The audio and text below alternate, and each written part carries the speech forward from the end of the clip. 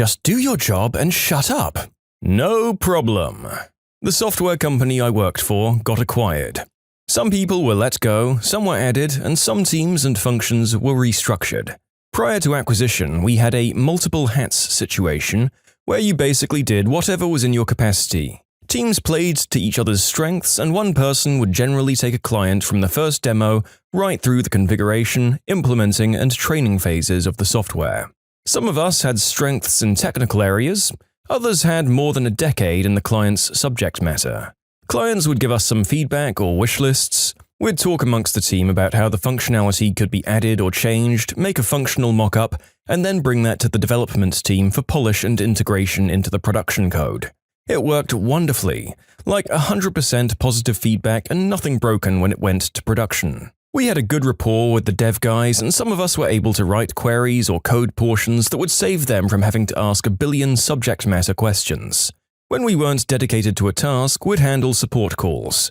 Clients would call up, receptionists learned who to pass things to based on clients and the nature of issues, and resolution was typically instantaneous unless the problem required research. Clients loved that and had the understanding that if we couldn't resolve their problems right away, it was because we needed to look into it. After the acquisition, the parent company reorganized things into a much more rigid, you have one job kind of scenario. The trouble was, with the people they let go, I was the singular remaining source of a lot of the capacities we provided. It left me working with sales, product improvement, concept, product evangelism, implementation, development, data conversion, and support teams. Initially, I didn't mind. Wasn't any different than my previous role. Things started nicely enough, with the company CEO genuinely asking, "Would you mind helping Team X with Project Y?" And he'd pick up my travel bar tabs and toss me a day off here and there. It was a fair exchange, and he treated it as though I was doing him a favor. But at some point, all these other departments just expected, then demanded my time. Instead of people asking when I could help them on a project, I would just find time blocks added to my schedule for various things. A couple of times I was supposed to be chairing these meetings and having things prepared, and no one even bothered to tell me. Around this time, I noticed a lot of recommendations I made when asked for input were being overturned by people in new roles who had no idea what they were talking about. As in literally had no exposure to the subject matter and had never even seen the software. Plus no programming, logic, or database experience. So my input is demanded, but also ignored? This was causing more demands on my time when things were broken or didn't meet client expectations. Thus, the new dev team I was working with made every excuse not to act, unless someone went and confirmed and fetched everything they needed. The external demands on my time had increased, and I'd coincidentally hit a few walls with my actual job, in that clients were unresponsive and couldn't get me the data or access I needed to complete tasks. But that didn't stop my boss from demanding documentation and results and documentation about the results. There was no such thing as waiting. It was your duty to call and badger the powerless client until whatever third party involved enables whatever we need. I was really unhappy in a job I'd previously loved. Every day was worse than the last. And then I got my employee review. It was top-notch, and yet I got the same cost of living raise as everyone else. It particularly rubbed me the wrong way that sales guys were getting commission on sales that I fricking made, and I was just shafted. At the original company, effort above and beyond was well rewarded. I doubled my starting salary in a few years' time for hard work. Now I was miserable, overdrawn, and getting nothing for it. I was having daily arguments with my boss, who was completely indifferent to all my commitments and refused to understand that I couldn't compel third-party companies to do my timely bidding and get client data or access. Out of nowhere, I get a call from the head of the data conversions department. He says a few of his people have noticed some high-level solutions to dev or data problems in the Teams chats come out of some random guy from implementations in no time. Then he was talking to a pre-existing client about converting a set of financial data from a legacy system I'd converted some building, code, fire, planning, and police data from, and they asked if they could have me do it specifically because my conversion of their other data was, quote, flawless, and I granted them some change requests on the way through to make their lives easier. Simple changes to record type names for easier identification, clip leading spaces or extra zeros so they could put reports in Excel, stuff like that. He said the client wouldn't stop fricking gushing about me, and he was floored to hear that I'd done the whole thing myself where his team typically breaks the responsibilities between 5 or more people. He offered me a position on the spot, and I told him I was interested and I'd think about it. He told me I could start doing some part-time stuff with him a few hours a week if I wanted it that way. Then he told me he saw the bullcrap I was dealing with and said he'd get the other departments off my freaking plate. So I liked him right away. My current boss then interrupted our call, seeing me talking to that guy on our in-house phone app, and demanded to know what I was wasting my time on. Then she proceeded to berate me about open orders and my lack of documentation about their lack of progress. You've got time to bullcrap with him, but you can't call a client? I tried to tell her for the millionth time about all the expectations from the other departments, the obligations they leave beyond their allotted timeframes, the inability I have to force other companies to do things for us no matter how many times I call the client, and she told me, "I'm done with your excuses. Just do your job and shut up." I called the conversions head right back and asked how soon I could transfer to his department full-time. He said, "Frickin' yesterday, man. This is such good news. I was just talking to the assistant department manager, and he nearly crapped his pants when I said I think I got you part-time. Take the rest of the day off, have a beer to celebrate, I'll handle the transfer, and we'll see you in the morning." And that was that. I did as my new boss commanded and had a beer to celebrate. A wave of relief came over me after months of tension. The following day, I told the vampire departments and my previous boss in no uncertain terms that I was done helping them. It went unacknowledged and they continued adding things to my calendar. So I deleted them, did my job, and shut up. Oh, and things got ugly. I'm not super talented or anything, but I was literally the only person they had for a lot of things, and things went to crap. Most of it requires institutional knowledge I'd spent years acquiring, so they couldn't even hire someone to do the things. And rather than ask me to come and help, people made demands and attacks. And I got flat-out belligerent about it. In an email with the CEO CC'd, the support manager asked why I couldn't be bothered to help them anymore. I said, for the same reason you can't be bothered to clean the toilets or recable the building. It's not my job. My previous boss told me to just do my job and shut up. Take it up with her. The sales and evangelist guys tried to go over my head and ask my new boss if I could do some of their demos for them. He said, "Sure, if you can come over here and do some of his conversions." Numbers tanked for the departments I was previously involved with, support in particular. They went from a 2-hour average resolution time to 8 days. Sales for my production line went down from 85% success to less than 25%. The CEO reported that sales dropped over 60% from 85%, I don't know the exact number. Dev and product went from 100% customer satisfaction to 60%. Implementations has been unable to install certain components, which led to at least one contract cancellation and demand for a refund.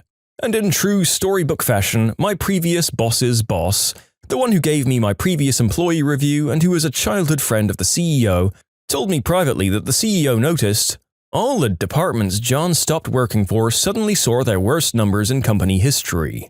Weird. And asked, anything in particular that pushed that guy over the edge?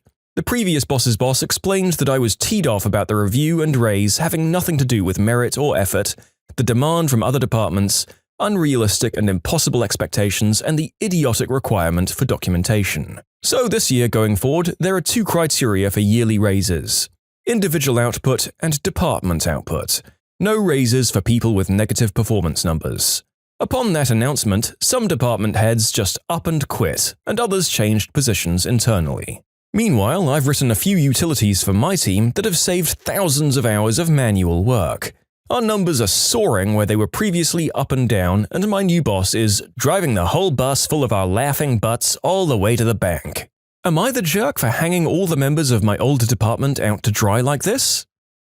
There's a common saying in business that no one person is indispensable, and while there are maybe some debatable counterpoints to begin with, maybe we should at least amend it to being, nobody is indispensable unless you make them. Because my goodness, this author's workplace definitely did their utmost to both make him completely indispensable and encourage him to quit with prejudice. I'm used to seeing this level of complacence in managers, but the fact that multiple different work groups within this person's department were just so completely bent on both taking full advantage of his willingness to help and simultaneously refusing to learn things that might be vital for the job themselves is breathtaking. So yes, the author is not the jerk at all here. Good on them for showing his old boss and pretty much everyone else as well that they should do their best to actually learn the essential functions of the service that the company is supplying. It sounds like they'll finally be valued in their new department, at least until the next corporate acquisition. If you like Am I the Jerk, you're probably going to love Am I the Genius. Check it out, linked below. Also, go to amithejerk.com/submit if you would like to submit your own stories. Chick tries to gatekeep my nationality. Time to ascend to a form further beyond. Background information: I'm a 20-something British-American male living in a very southern and undereducated part of the US. I've been here for a while now, and generally when I tell people where I'm from, I get a little pushback because I don't really have as thick of an accent anymore. On to the story. I work in a small office. We have a rolling line of temps that come and go. Most of them are barely high school graduates or people with very little in the way of worldly experience. That's important for later. So one day, they bring the usual parade of new hires around and I do my introduction. Hi, I'm Michael. I'm one of the new recruiters here at Company X. I'm married with 2 dogs and I'm originally from the UK. Normally, this is just a throwaway line that I use as an icebreaker. It normally rolls right off. Until this wonderful young woman pipes up, you don't sound British. She, of course, left out the T very purposefully. Sorry, love, I forgot my coat and tails at home, I said as I drank my Twinings. The group kind of laughed it off and I figured it was a pretty open and shut deal. Nope. A couple of days later, word gets around that this girl has been telling a bunch of people that I'm not British and that I'm lying for clout. She said that I don't even sound British and that she's dating a British guy and knows how they act. So, rather than be a mature adult, I do the very British thing of malicious compliance. I need an intern to bring me some tea. Would you mind climbing the apples and pears and pouring me a cup of Rosie Lee? I started wearing 3-piece suits, a pocket watch, and a monocle I found at a thrift shop. I went Super Saiyan 3 British. Obviously, about 3 hours into the first day, my boss wants to know what's up. I tell her, and she finds it so hilarious that she assigns that intern to me for the rest of the day. I kept using odd British rhyming phrases and sayings, and she would have to keep asking me to speak normal. I'd reply, "But I thought you knew how us British people acted." She quickly realized her error, and we've been cordial ever since. Nowadays, I keep my old red passport in my desk drawer just in case someone pulls that stunt again. And for the record, I'm not British, I'm English, and I'm a Scouse at that. First up, I'd like to apologize for the moments of Scouse impression. I nearly did the entire story in it, and then I figured that would probably make everyone tear their ears off. You know, I don't even really associate as being properly British, but I get really annoyed every time I hear an American doing the old Dick Van Dyke exaggerated version of what he thought Brits sounded like when he did Mary Poppins. I'd say that the author's patience and sense of humor were exceptional here, although I do wonder what a Scouse was doing using Cockney rhyming slang. Maybe that was one of the tests the author was laying out for this girl, just in case her boyfriend was a Londoner or something. I also have to applaud him for dressing like Americans think British people dress, rather than the more traditional home garb of a tracksuit and football team scarf. They displayed an excellent knowledge of the US's depiction of Old Blighty, which is also a term that nobody in the UK uses, by the way. Am I venting too much about things Americans have said to and about me? Maybe. This lady should thank her lucky stars she didn't call a Scot British. That's fighting talk. In any case, author isn't a jerk, and it sounds like he trained his employee out of her youthful ignorance quite quickly. So no harm, no foul, everyone wins. Time for tea. Am I the jerk for bringing up my brother's 4 kids to his fiancée and potentially ruining his engagement? Okay, so me, 22-year-old female, have a brother, 28, who we'll call Jamie. We've been roommates since I was about 17. In that time, I've seen a lot of girls come and go, even when he was in a relationship with different girls. I'm not a huge fan of his actions or how he treats women in general, but it's his life and he's free to mess it up as much as he wants, so I turn a blind eye to it. He has 4 kids. His oldest daughter is 10 and is the only one that he actually pays any child support on, but he rarely sees her. The other 2 are twin boys, age 4, that he has with one of my close friends. She didn't take him to court, so I do my best to provide for them if she needs help. His son, I don't really know much about. I think he's around 8. He doesn't want kids and doesn't see them apart from maybe a handful of times around the year, and doesn't see his 8-year-old son at all. He calls his kids accidents and has said before that he wishes he hadn't had them because he gets irritated when their mothers call him. So essentially what happened was 3 years ago, Jamie met a girl named Natalie, and they immediately hit it off. She moved into our apartment and I liked her well enough. With his habits, I didn't expect her to last very long, but she surprised us both. Since I planned on moving out in a few months, she'd been talking about renovating my room and all sorts of stuff they could do with the space. She even laughingly said that maybe it could be a nursery. I thought it was a joke and brushed it off. Well, a couple of weeks ago, while I was out at dinner with my friends, he had decorated the apartment and proposed to her. I congratulated them and didn't have any problems with this until a few nights ago when we were all drinking and talking. Natalie was gushing about her plans for the wedding and her bridesmaids and her new ring. Here's what went wrong. She mentioned how she wanted kids as soon as she could, and how she could see my brother being the best dad. I started laughing. Basically, what I said was, he hasn't been the best dad to the 4 he has now. She asked what I meant, and my brother started to freak out. I realized she didn't know, and explained how he wasn't raising his kids, and how he didn't even want to see them, and didn't want kids at all. Apparently, he hadn't told her about any of this. My brother was drunk and started yelling at me, so I called a friend and left. I stayed away for a day or two and he blew up my phone. I guess he and Natalie are fighting horribly and he blamed me for it. I ruined his engagement and I'm a butthole for telling her, as it should have been his choice to tell her about the kids.